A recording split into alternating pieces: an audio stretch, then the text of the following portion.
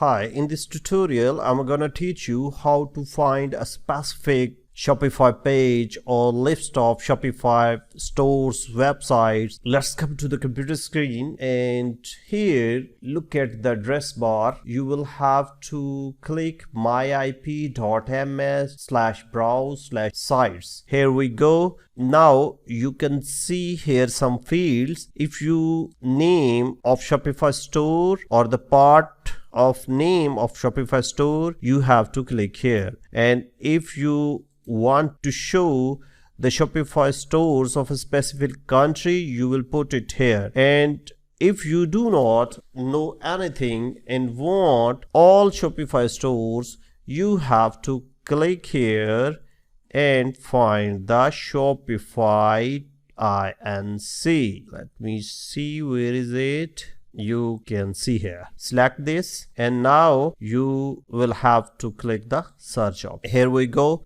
Now you can see the records, the names of Shopify stores. You can easily find these Shopify stores from here. If you know the address of the Shopify, like let me wyze.com, wyze search, you will see the stores having name wyze. So this is the way to find a Shopify store. Thank you very much for watching this short tutorial. Keep watching the next one.